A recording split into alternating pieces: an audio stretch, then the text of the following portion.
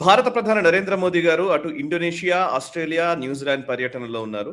And actually Indonesia పర్యటన చాలా కీలకమైంది. దాని గురించి ఖచ్చితంగా మనం మాట్లాడాలి. యాక్చువల్లీ మనం చాలా సార్లు మాట్లాడుతూనే ఉన్నాము. సబాంగ్ పోర్ట్ గురించి మీరు పదే పదే మనం ఎక్స్‌ప్లెయిన్ చేస్తూనే ఉన్నాం నేషనలిస్ట్ హబ్‌లో. అటు నికోబార్ ప్రాజెక్ట్ అండ్ కింద ఉన్నటువంటి Indira point, Sabang port develop చేయడం ఇవన్నీ మాట్లాడుతున్నాము.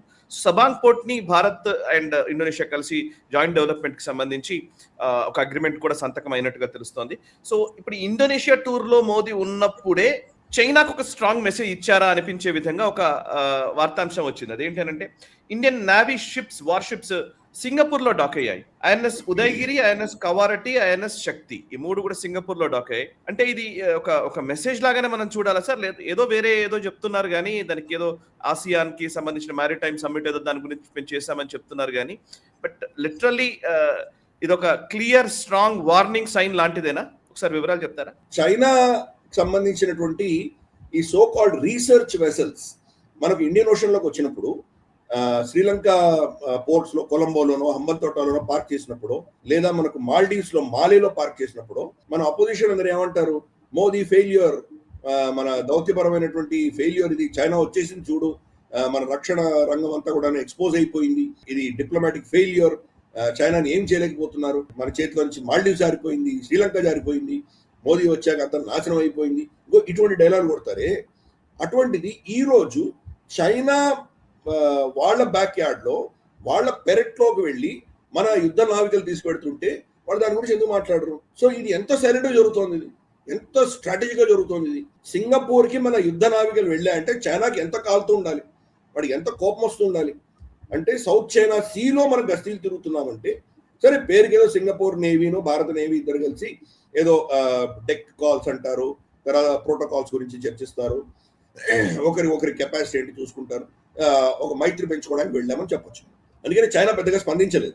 కానీ సింగపూర్ అన్నది మలక్కా స్ట్రేట్ కి చాలా కీలకమైంది. మలక్కా స్ట్రేట్ మనకు సబంగ్ నుంచి మన నికోబార్ ఇందిరా పాయింట్ నుంచి మనం వెళ్ళామంటే నెక్స్ట్ సింగపూరే హాల్ట్. సో ఈ 3 మనకు నికోబార్ ఐలాండ్స్ లో గ్రేటర్ నికోబార్ ప్రాజెక్ట్ పెడుతున్నాము. సబంగ్ పోర్ట్ మోదీ గారు ఇండోనేషియా నుంచి తీసుకున్నారు. ఇప్పుడు సింగపూర్ కి మన నేవీ వెళ్ళి, అంటే చైనాకి ఏం మెసేజ్ పెడుతోంది? మీరు ఈ మలక్కా స్ట్రేట్ మొత్తం మా అధీనంలో ఉంది, మా ఇన్ఫ్లుయెన్సే ఉంది, ఇక్కడ నువ్వు ఏమైనా మా మీద వచ్చి ఏమైనా ఇండియన్ ఓషన్ లో ఏదైనా దుశ్చర్య చేసే ప్రయత్నం చేశావంటే నిన్ను కట్టుదిట్టం చేసేటువంటి శక్తి మా దగ్గర పెంచుకుంటున్నాము అని ఒక క్లియర్ మెసేజ్ ఇస్తున్నాం మనకి చైనా.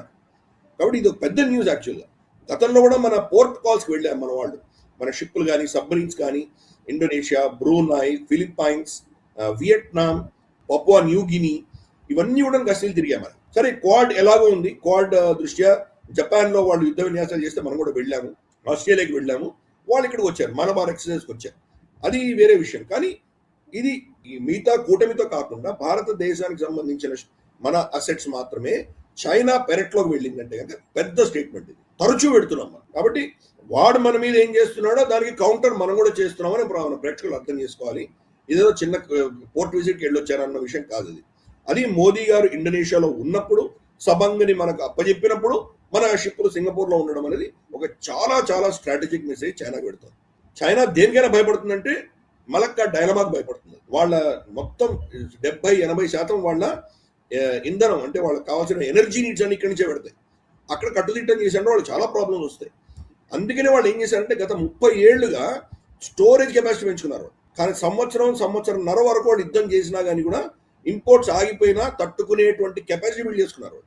అలాగే మనకు ఆహార ధాన్యాలు ఈరోజు ప్రపంచంలో 50-60% గోధుమలు కానీ బియ్యం కానీ మన పప్పు ధాన్యాలు కానీ ఈరోజు స్టోరేజ్ ఎక్కడుందంటే చైనాలో ఉంది. చైనా స్టోరేజ్కి ఎక్కువ ప్రాధాన్యత ఇచ్చారు. ఎందుకంటే దీనికి భయపడి, మలక్కా స్టేట్స్కి భయపడి.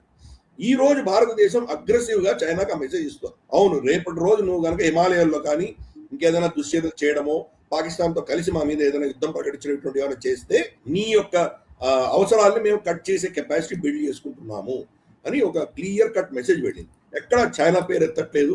మనం ఒక స్వతంత్రమైన దేశంగా ఇంకో స్వతంత్ర దేశంతో చర్చలు చేస్తున్నట్టే చూపిస్తున్నాము.